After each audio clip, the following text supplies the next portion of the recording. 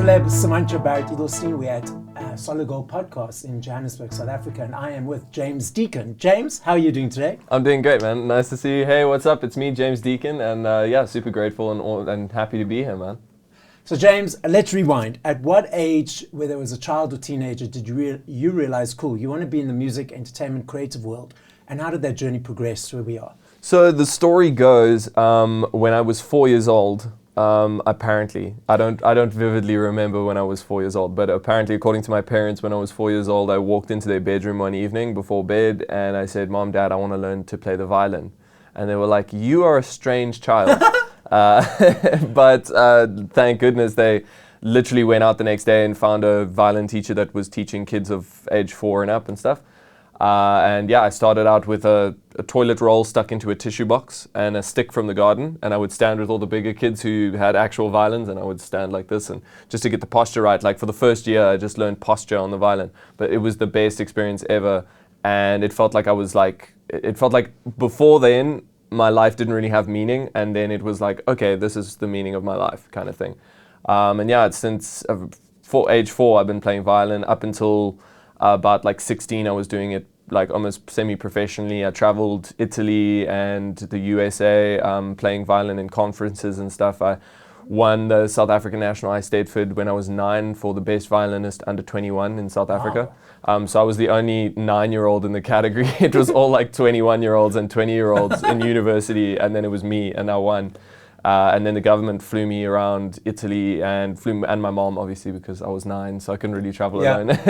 So my mom and I went and we traveled Italy for months, performing at conferences and stuff, and then we went to the US as well. So yeah, it was kind of from a very young age, I knew that I had something in me that was good with music. And I've always believed it's my ear. I've just got like a really good ear when it comes to music. I'm not the most technical musician. And yeah, when I was about 10 years old, 11, 12, it was probably about 12, I started obviously getting interested in girls. And then I was like, how often in the movies does the violinist get the girl? And it was very seldom. So I decided to pivot and start doing the guitar. So I asked my dad to like get me a little electric guitar. He got me one from Cash Converters. It was like a kid's guitar with a mini amp. And I fell in love listening to basically only exclusively Jimi Hendrix. I had an old scratch CD that didn't have a name on it, so I didn't know who it was. I just heard Jimi Hendrix music, and I didn't know who it was. I didn't know the name of the songs. I just heard this music, and I was like, that is incredible. So I chose a really difficult way to start guitar. I was kind of like trying to learn the most difficult chords and riffs of all time. But I fell in love with guitar and started singing through school. And yeah, so my musical journey has literally been my entire life. It's since I was 4 years old. I can't remember a time in my life where I wasn't having a singular focus of music. So you don't play the violin anymore? No, I do. Oh, I do. So I had an injury. I was a bartender, one of the many jobs I've had in my sort of journey towards becoming a professional musician. I fell in a bottle and I cut all the nerves and arteries and tendons here. Okay. Meaning that these 2 fingers don't work anymore. So it's made holding a violin bow very difficult. So I've had to completely relearn how to play the instrument. Same as guitar as well. Holding a pick is actually quite difficult with just 3 fingers and not really good independent movement. So that's taken me a good long time to get there. But yeah, I've actually, in one of my most recent records, I've literally just been playing the violin. So yeah, I brought it back. I'm definitely not as good as I was when I was 9, but I'm working on it every day to try and get back to that level. I believe that I can get back to that same sort of standard of playing violin. But yeah, so I mainly play the guitar and sing and obviously rap and stuff. But yeah, I do in all of my songs from the very beginning of my career in 2019. Every song I've released, I've played every single instrument that you hear in the tracks. Oh wow. So yeah, from the program drums to the drum kits to the guitars to the bass guitars to the violins, any string sections, the cellos, literally I've played all of them. Okay, so lots to unpack, lots of questions here. Yeah. So did violin, or knowing and understanding and how to play the violin, give you the foundation to learn other instruments, or were they completely a separate world and entity? No, 100%. You hit the nail on the head there. Yeah, like literally knowing the concept of a string instrument, especially one as difficult as the violin, where you don't have sort of reference points like frets. You just sort of have to know where the notes are just from practicing and dedication. And also things like vibrato and putting feeling behind a note and stuff like that. That came from violin, and then when I pivoted to guitar, I already was a step ahead of most of the 12-year-olds learning how to play guitar, because I'd been playing violin for so long that a string instrument wasn't a foreign concept to me. It was, the only thing was playing chords, because with the violin it's very much single notes or double stops. The most you can play is 2 strings at once. So that was like the closest thing to a chord I'd ever gotten to. And then with guitar it's like, oh my gosh, there's 6 strings that I can make chords with. Like, that was the most difficult thing, and actually also strumming was a very difficult thing to work out, but it definitely like shaped the way I see instruments. I look at the world through string instruments kind of, because of starting with violin. Okay, so you mentioned that you had a whole bunch of jobs, bartending. What were the other jobs that you had before becoming professional? Oh wow! So when I got my first job when I was 14, which was illegal because people are not allowed to employ 14-year-olds. But I lied about how old I was, and I used to wash dishes in a Spanish restaurant in the Colony Center in Craighall Park. And yeah, I used to literally just like wash the dishes for $100 a night, and then. That was my first ever job. Then eventually I got moved from the dishwashing section, the scullery section, to the fry section, and I was like the deep fry guy. So I deep fried for a while. And then I moved over to the grill section. So I was a chef for like a good 4 years in high school. Then eventually moved to front of house when I was old enough to actually be present there and people could see me. So then then I was like a front of house manager. I was a bartender, waiter, obviously. I've also done jobs where everyone in the neighborhood, it's actually a similar neighborhood to where we are right now. I used to walk people's dogs.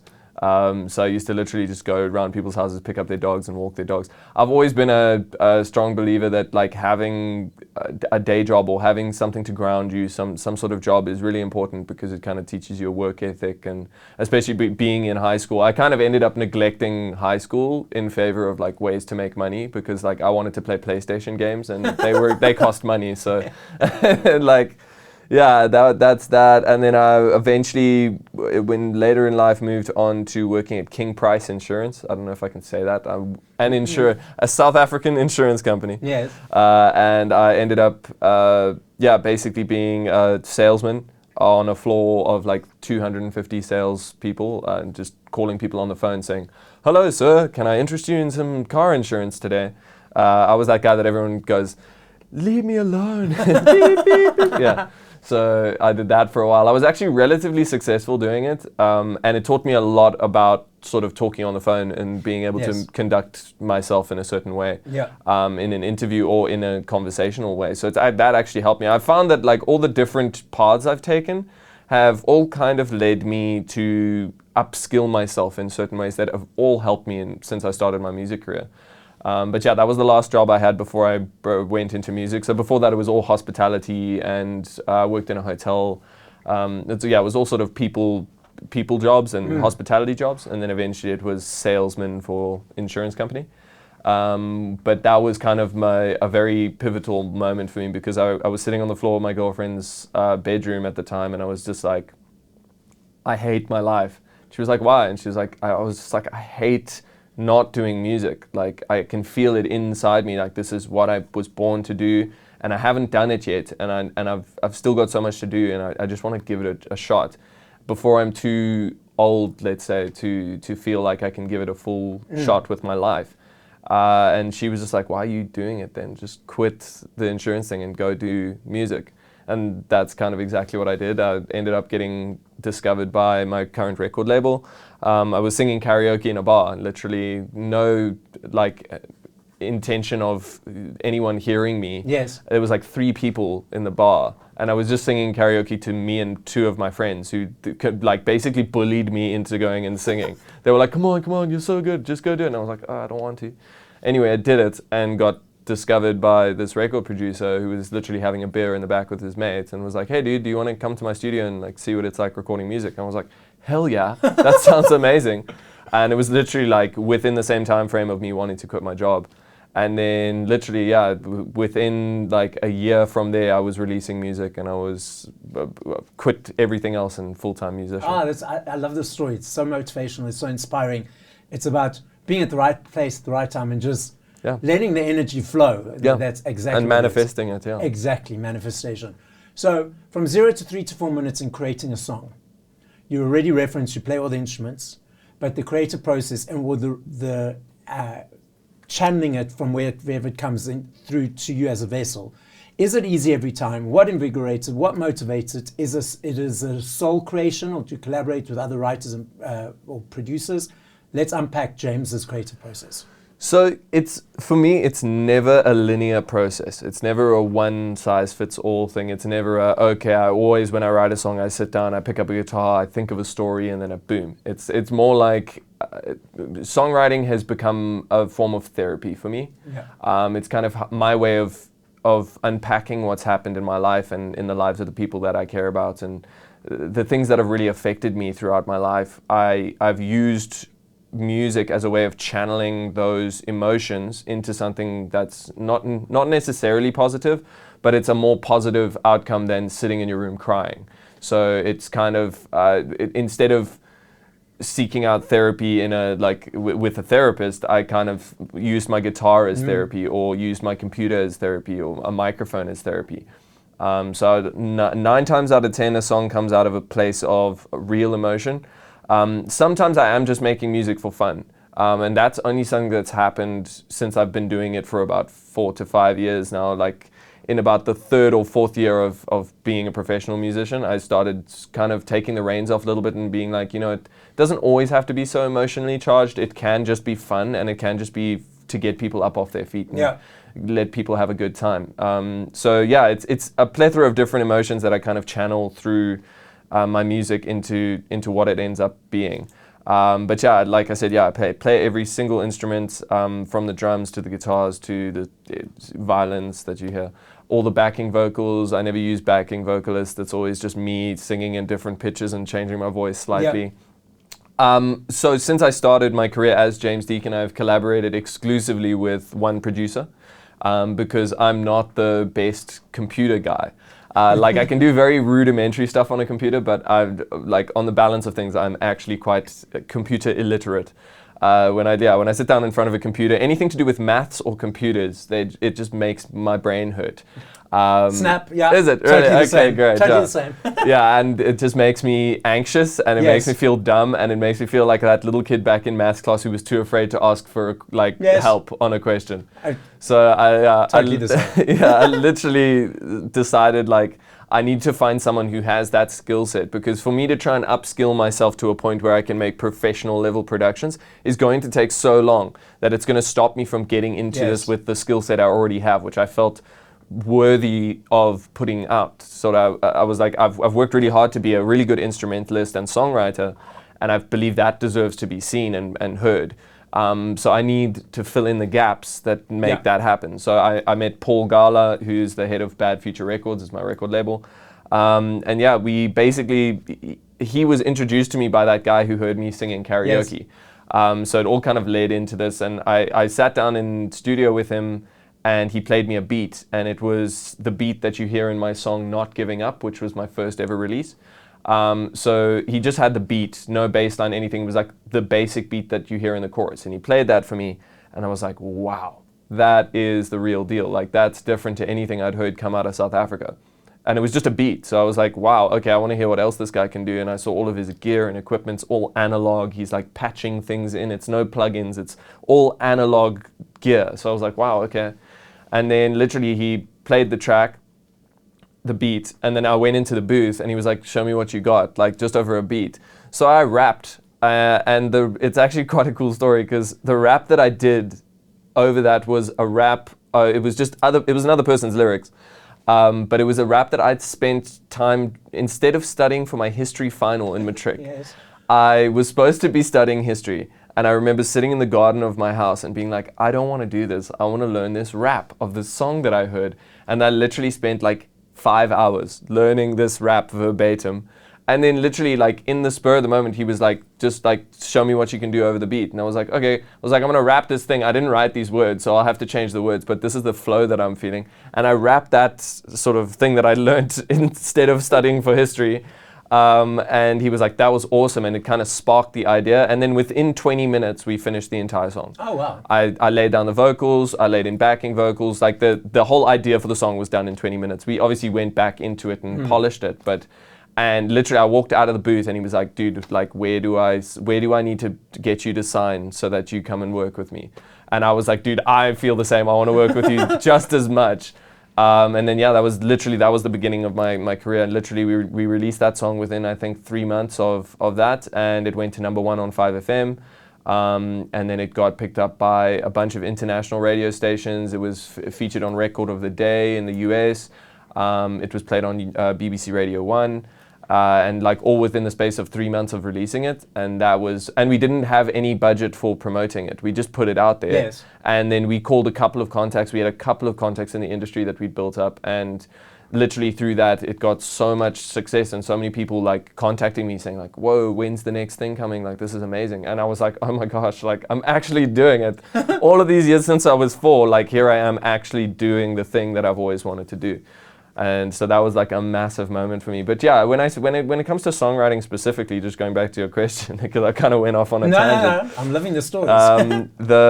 Basically the process for me is sometimes it comes out of real heartache, like really bad situations. Sometimes it comes out of good situations. But it's more about me just kind of being in tune with the energies that are around me. I'm a big believer in the fact that like, us as humans, our brains operate on frequencies, and I feel that we can get influenced by things quite easily. And I find personally when there's lots of people awake, so in the times, the heavily populated times of the day when everyone is up and awake, it feels almost like I can't connect with that thing that I connect with to make music. So 9 times out of 10, my ideas come at like 3 a.m., 4 a.m. when everyone else is sleeping. I'm still awake, wired, and I'm sitting with a guitar or sitting at a computer, sitting with a keyboard. And that's when the ideas come. That's when it feels almost like there's enough bandwidth available for me to tap into what it is I tap into to make music. But yeah, I can't tell where it comes from. It's kind of like it comes from an exterior source. It's almost like I'm tapping into something else. It kind of sounds a little bit hippy-dippy, airy-fairy type of vibe. But yeah, it's the only way I can explain it. It's like I'm tapping into, it's what I believe is God. I tap into to some sort of connection with the higher power. And that kind of channels through me. Because there's certain things that I've done and can do musically that I've never really worked on doing. It's just I've always been able to do, like vocal things and like being able to do impressions and stuff, like all of that. Since I was literally the tiniest kid, no one showed me how to do it, I just knew. So I've always just channeled that into my music. Yeah, I mean, I've spoken to now over 250 artists, and the amount of artists who I've spoken to, and they've said that they're just a vessel for this energy coming through them that allows them to create the spark is almost 99% of them. So it's just a new version or new words of what you're saying. Now, I'm not sure if you're aware of NLP, Neuro-Linguistic Programming. Big fan of NLP. Okay. I read The Game by Neil Strauss when I was like 12 as well. So, yeah. So for the listeners, NLP's one specific area of it is the way people process information. You've got visual people who create pictures. You have audio people who understand or process information through the words and sentences. And then you've got kinesthetic people that process information through the energy, the body language, the tone of voice. Now, focusing specifically on music, not other areas, because you know that you will have secondary and tertiary. But when you're listening to music of your own or by other artists, are you creating pictures? Are you hearing the words? Or is it about the energy and the feeling? Oh, it's almost like a whirlwind of all three. Okay. It's very weird. It depends also on the genre. Specific genres elicit different reactions from me. So like I listen to a lot of like old school hip hop, like Wu-Tang Clan and MF Doom and stuff. In that style of music, I'm very drawn to the words and the stories that are being told. So that's more like the words that are just driving the emotion behind it. But then there are also certain artists, like also in the hip hop sphere, sort of Mac Miller. There's certain Mac Miller songs where it's not about the words, it's more about the music that's happening. And then it's like a sensory feeling. But I would say it's kind of like an amalgamation of all three. I also listen to a lot of classical music. My music tastes are all over the place. If you tried to map it on like a mind map, it would look ridiculous. It looked like the mind of a madman. Just like, literally, I like go from drum and bass to like death metal to like Brahms. So like, it's very weird. And yeah, so I feel definitely, specific to that question, I'd say it's a mix of all three that kind of flow into each other without sort of much thought about it. Okay, I'm the same. So no, but now when you're listening to music by other artists, as you mentioned, it's multi-genres, and I'm gathering it, the answer will be, but let's get your answer. Are you able to just relax and enjoy the music for what it is, or is your technical creative brain unpacking what is happening? That is a very good question, and I've never been asked it before, and that is actually something that I've spoken about with my friends before. It's super difficult. Since becoming a professional musician and sort of looking at this as a career, as a calling, as something that I'm throwing every fiber of my being and energy into, it changed the way I consume music almost. I don't listen to music as much as I did. Yeah. I find I do lock myself into a mode of just like criticizing and analyzing and stuff, and it only with certain specific artists is there no analyzation. That's like analyzing. I don't know if that's even a word. I make up words all analyzation. The time. I think it should be a word. Yes. Put it in the dictionary. Yes, analyzation. I love it. By me. But yeah, so I literally, yeah, that's a really good question, man. Because yeah, I'll give an example. Like, I went to watch the Foo Fighters when they came to South Africa, and even then I wasn't a full-time musician yet. I was in a band that we were really passionate about playing Oppie Koppie. We eventually did play Oppie Koppie, the final one, the last one before they closed down. But in that journey, I got the chance to go and watch the Foo Fighters. A friend of mine just called me. I was working actually at that Spanish restaurant. I was washing dishes, and I got a call, and I knew everyone was going to watch Foo Fighters. And I didn't have money for a ticket, and my friend was like, "Hey bro, I can't go anymore. Do you want me to just come to your restaurant and drop off the tickets for you?" I was like, "Yes, please, I'd love to." And then I went to the FNB Stadium and watched them. And I remember standing in the audience and being about this close from Dave Grohl when he like walked out on the stage thing, and I was like so close to him and watching, and I was just like, I am so jealous. Like I am so envious of that position, being able to be there around all those people. And I was like, as much as I love this band and I love this music and I love this man that is standing in front of me, is 1/3 of Nirvana, 1/3 of Tenacious D, like one of my heroes, there was a part of me that was like unable to fully enjoy it because I wanted to be there more than I wanted to be where I was. Okay. Not that I was sort of wanting to be him. I just wanted to be doing my thing in that place where he was up on the stage, and being here in the audience felt like I'm doing the wrong thing, like I'm in the wrong place. It was the weirdest feeling. And like since then, watching bands when they come to SA, like big famous bands that I've grown up listening to, is very difficult for me, I'll be honest. Like it's hard. Like I stand in the audience and I'm just like, I want to be there. Like I want to be doing that there. I don't want to be here. Like I can listen to this another time. I want to be there. So that's been something that I've struggled with for a long time, like even before I was doing music full time. But there's obviously a part of me that's just really appreciative of every artist that's out there, because anyone that's inspired me, because it's kind of shaped me into what I am today. So yeah. But yeah, I'd definitely say the way I consume music has changed drastically. And now I'm kind of in a place where I only really listen to music if I'm really inspired by it. Like I'm not just listening to music for the sake of music. Yes. I'm not just putting it on in the background, because what it does is my brain analyzes things so much when it comes to music. It's like I've kind of trained my brain to listen for everything. Like, where is the hi-hat there? Is that a high pass filter? Like, what is that? Yeah. What's going on there? And like chopping through things like that, it actually is quite exhausting. It's not a super relaxing process for me. When I listen to old music, like old classical music and stuff, then that kind of I can switch off, because I'm like, okay, I know how they recorded this, and like I know what the instruments are doing. Yeah. It's just you can just enjoy it for the sake of it. Of it. Yeah. Okay, so I'm very interested in your perception of what the next question will be. So I've spoken to a lot of the artists around this. So I love me a CD. I still budget for my CDs every month. I love the aesthetic of the holding of it. I love the journey of the choice, the receiving, the unpacking, the booklet, the listening to song from 1 to whatever number. I'm not sure if you're aware that CDs, even cassettes and vinyls are making a massive comeback. Last year, 5.9 million vinyls, the biggest since 1990. CDs now in the UK, interesting enough, there's certain products that they put in the basket to gauge inflation. And vinyls are there now. CDs are putting back in that basket because of the amount of people buying them again. Wow. But then we've also got these streaming platforms that people consume music on. What are your observations, perceptions, and enjoyments for yourself? That's also a great question, because literally yesterday I went with my wife to Hartbeespoort just for a fun day together, and we drove the convertible down there. And I drive a really old 2002 convertible, and it only has a CD player. Yes. It doesn't have the ability to do Bluetooth or Spotify or anything like that. So I literally have been driving around trying to find CD shops.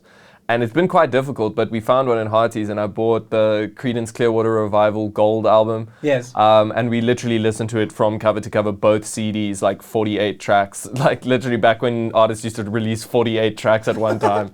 And I think that was actually a greatest hits thing, but it's absolutely brilliant. And I grew up with CDs. CDs were my first interaction with listening to music, was getting a bunch of CDs and putting it into a Discman. I was little and I didn't know what a Discman was, but both my older brothers had Discmans. And I was like, that looks so cool. And they've always got these things in their ears, it looks so cool. And I was like, they're cool older brothers. I want to look like my cool older brothers. I want to get a Discman. So I asked for one for Christmas, but I didn't ask for any CDs, because I didn't know that you needed CDs to make the Discman go. And my parents were like, okay, he wants a Discman. Surely he knows what he's doing here, and his brothers will give him CDs. That was not the case. I got the Discman, and then I had the Discman for 3 months after Christmas without any CDs. So I just had it, and I would put the headphones in, and I would just walk around with it, just because I thought I looked cool. And yeah, basically my cousin is a radio presenter for 5FM, and he at the time had a bunch of CDs when 5 was switching over from CD to digital. They were throwing away a bunch of CDs. So he brought a box of CDs to our house, and he dropped it off. And my older brothers being older brothers, they took all the good CDs. They took all the ones that I would have wanted to listen to. And they left 3 scratched, unmarked CDs in the bottom of the box. So I was like, okay, cool, I'm going to take one of those. And I took it and I checked it, and it was Jimi Hendrix's Greatest Hits. Yeah, that's the one that kind of started my journey of being I want to do what that is. I don't know what noise that is, but I want to do that.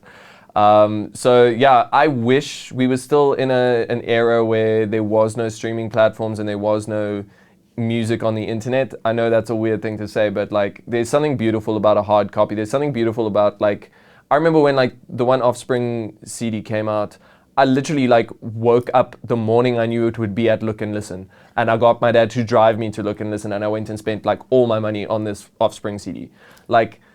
I'm actually getting to see them when they come to SA now, so I'm actually super excited. They are a huge part of my upbringing. I love the Offspring, punk music and stuff. So I literally I remember that being such an experience, and I was so closely bonded to the artist and to the music. And I feel like we as artists in the modern era don't really have that ability, because it's quite clinical and it's taken a lot of the heart out of the whole experience of consuming music. It's kind of oh, you heard a new artist? There's all their music. Yes. There we go. That's all you had to do. Just that. And that for me is it's a little bit less you really want to go and hear that artist. You want to go and buy that CD, put that thing in the CD box. Yes. It's a very tactile experience. Exactly. And I think it's beautiful. Especially vinyls as well, just the sound quality of vinyls. I've got a vinyl player at my house, and that's I listen to a lot of music that way. But yeah, I'd say I understand that streaming platforms came in as sort of we want to stop internet piracy of music, and we're going to make a thing that kind of eliminates that, which it to some degree has done. But I feel like there's a lot that goes on behind the scenes of your big streaming platforms that I'm not a fan of, and that I'm just not really, I'm not happy about. So it's kind of it's a give and take. It's yeah, it did some good things, and it has been cool because you get reach to probably millions more people than you would have if you just had a CD. I mean, back in the day, it would have been really difficult for me to have as many streams as I do in the US if everything was just on CDs. Exactly. So I'm not sort of ungrateful for it. I'm kind of just there is something missing in the way that people consume music. in the modern day. So yeah, if you're saying that like there's a huge turnaround back to CDs, that makes me super happy. I'd love to release a CD. Yes. Like I was going through CDs out of these boxes yesterday looking for the Creedence, I eventually found the Creedence one, but it was just all unmarked CDs for like R5. I was like going through them and I was trying to find specific stuff, and I kept seeing like bands that I saw play live when I was a kid, and like old South African bands and stuff that I haven't heard of in ages. I'm like, oh, that's really cool. It's like these relics of like yes. the past. It's awesome. I love it, yes. Yeah. I love that. Exactly. So I bought a new CD player last year, and it was interesting. Everyone said to me, oh, you're not going to be able to find a CD player. You don't buy them anymore. And I actually went on to Take-A-Lot, and there were hundreds of options that I had to narrow it down again. Crazy. And then when I got it, I was like so excited, and I put my CDs. It's a super cool experience. But now, what's next? What's coming up, short-term, long-term? So basically, in the last year or so, I've had a bunch of issues when it comes to booking agents and promoters and sort of the powers that be, call it, in the music industry, specifically here in South Africa. Because I've had a lot of success internationally. I've had songs used by BMW, GMC, major brands overseas. I've had HBO use my tracks, Netflix USA, Hulu USA. Yeah. It's like a really long list of international sort of success that I've had with my music. But when it comes to South Africa, there's been a lot of what I would call gatekeeping, where there's kind of powers that be in the industry that kind of control. It's like there's like 3 people in South Africa that control the lineups of every festival. And that for me is like, that's got to change, man. We've got to find a way to build a scene. It's almost why I think there aren't any mid-level gigs in South Africa. You've got your stadium shows where your international acts come, and that's like the best it gets. In America, you have American artists performing at stadiums, and American people come out to watch American artists play in American stadiums. Very seldom does that happen in South Africa. I can't think of very many South African acts that come to a South African stadium and play to a sold-out South African stadium. And that's got to change, man. Like we pride ourselves on being such an inclusive nation and being such a supportive and happy and friendly nation, but in actual fact, that's not really proven when it comes to certain industries. And I think the music industry is one of those. So what I've decided is I cut ties with all of the agents and things that I was working with, and I've decided to do everything myself. So we do everything from my social media to gig promotion to festival lineups, everything that we do ourselves. And when I say us, it's myself, Tangi, my bass guitarist and co-pilot in the studio that I opened, and Wesley, who runs my social media.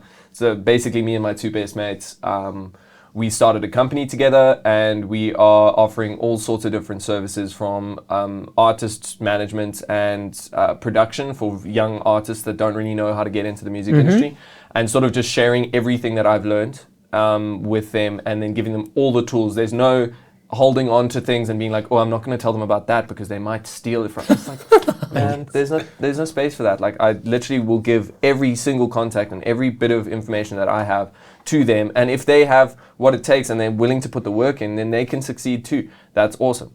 That's what I want to try and build. I want to try and build something where we create a scene in South Africa where you can go out to a show and it doesn't matter who's on the lineup. You know it's going to be great bands, and you know there's going to be lots of people there. One thing I found when we were playing shows is you arrive at the venue and let's say you're on the lineup with 2 other big name acts in South Africa.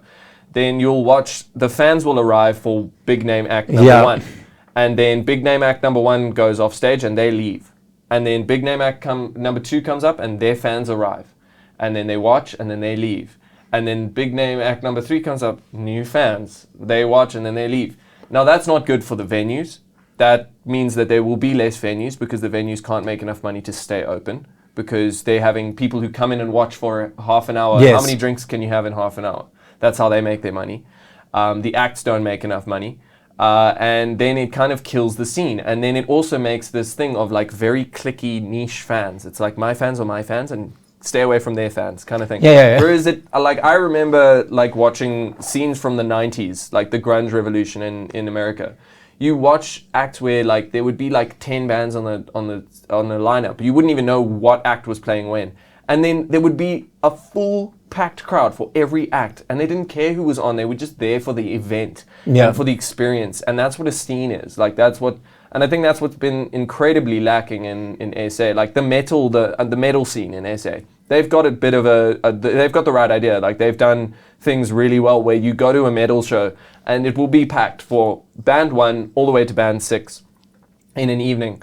So yeah, basically my sort of plan is to try and do what I can to build more of a scene for the benefit of the venues and for the benefit of the artists and the acts, and sort of take the power out of those 3 people that get to decide everything.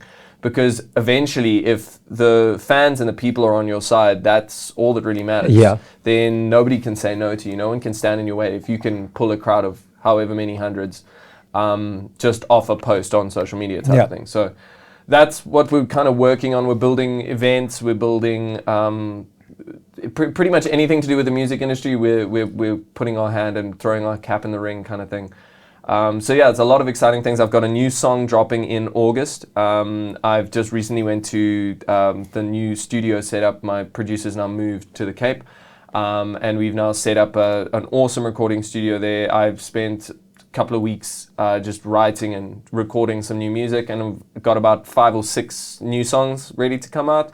So very excited about that. They're going to start dropping from August, and I've decided I'm not doing like long lead times on releases anymore. I'm just dropping. I'm just going to drop my music. I hate sitting on songs, because you make a song in a moment where you're feeling something in that moment, you drop it, then you can move on to the next thing. If you hold on to it, then you kind of like make a bunch more songs, and I'm the kind of person, I'm writing constantly. Like there's not a day goes by that I'm not writing music. Some of it goes nowhere, some of it goes to other artists, some of it goes to movies, adverts, TV shows, and then some of it goes to be released as a James Deacon song. But when it comes to the James Deacon songs, I hate sitting on music, because I just want to get it out, and I want like the evolution of me as an artist to keep going. So, yeah, from August we're going to be dropping songs really regularly. I'm looking forward. You've got me so inspired and motivated. So you must keep me posted around all these different events, because I'll come there and support and do media and stuff. So thank you. That would be epic, man. So we'll discuss that. Now, I love this game. I know if I had to ask you this question in 2 minutes, 20 years, 5 years, I know your answer will be different every time, simply because there's millions of them. I'm not saying favorite, I'm saying top of mind. If you had to push play to 5 songs once we finish this conversation, by other artists, what would those 5 songs be, and by whom? Oh my goodness. Okay, it would be All Along the Watchtower by Jimi Hendrix, the Jimi Hendrix version. It's originally by Bob Dylan, but Hendrix did a cover that I think brought the song to another level. So All Along the Watchtower, it would be In Bloom. No, I'm on a Plane. I'm on a Plane by Nirvana. It would be 2009 by Mac Miller. It would be Lightweight by Anderson .Paak. And then, oh my gosh, there's so many. There's so many good. This is when it starts getting hard for people. Remember, it's not favorites, it's just top of mind. No, top of mind. I'm just, it would probably be Stevie Wonder, Sir Duke. Nice mix. All over, like you said, all over the genres. Yeah. It's brilliant. Okay, so the podcast is listened to throughout the world. As a final message, what would you like to say? I just want to say I'm so grateful to wake up every day and be able to say that I am a musician, and that is my career, that is my chosen path. I'm grateful to every single person out there that's ever listened to one of my songs and enjoyed it, or even if you didn't enjoy it, just for listening to it, I'm grateful. I'm grateful to every single person that's ever come to watch me at a show. I'm grateful for my family, I'm grateful for my friends, and I'm grateful that I get to be on this journey. I'm grateful to God for giving me the gifts that I have and for putting me in the position that I am. And if there's one message I can have for anyone out there, if you're sitting in a job that you hate or sitting doing something you don't enjoy doing, and you're day in, day out kind of doing the grind and thinking that that's what you have to do to have a successful life, it's not. Being unsuccessful in something you love doing is far more rewarding than being successful in something that you hate doing. So don't do things unless it brings passion to you and lights that fire deep inside you and makes you feel like you want to wake up in the morning and you want to achieve. So yeah, if you're doing something you hate, just quit and do something you like. And even if it doesn't work out at first, it will be better. it will feel better. Because life is so short and you never know when it's going to be up. So you better just use the time you have to do things that make you happy and passionate and make a difference to people's lives.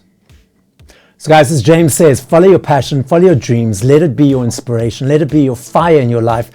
Make fire in your life enjoyment and passion, and let it blend into others. This is Celeb Savant signing out.